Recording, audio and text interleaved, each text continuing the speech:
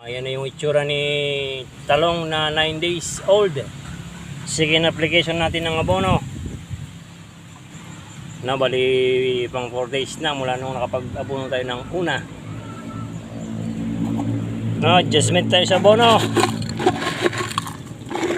Pakita natin yung mixing. Isang latang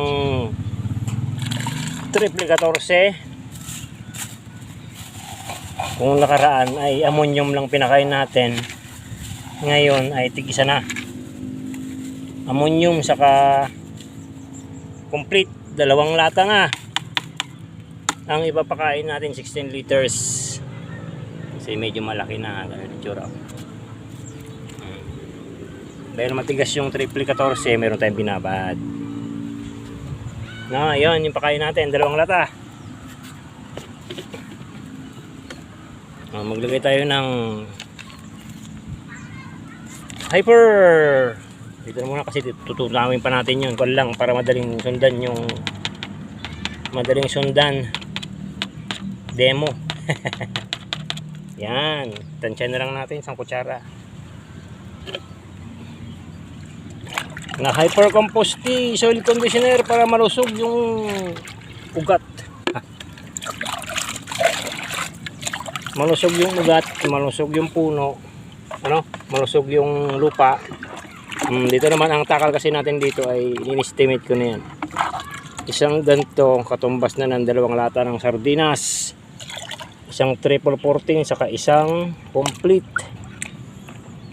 Ganyan ang kulay, parang chocolate. Yan, ready na yan. Lagyan natin tubig. Fertilization guide. Ganyan na itsura. May yung kabilang side may sili. Ay, isang lata.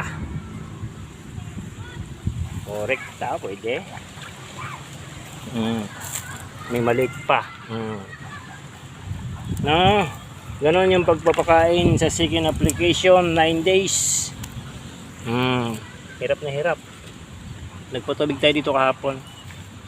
Nauna yung patubig kasi sobrang init na. Sige na apply. Ganun na itsura. Ganyan talaga itsura ng bagong transplant na talong. Mag-yellow yung dahon niya, pero mag-green naman yung bagong labas. Tapos yung sili natin na sakwa natin mapakinabangan yung taglan. Yan, si talong na may sitaw dito, may sili doon. Hindi pa natin napapakinabangan yung sili. Naghihintay ng tamang presyo. Paano mag-abono ng 9 days old na talong? Magkalimutan si hyper, pampaganda ng lupa para ma-reactive yung mga natutulog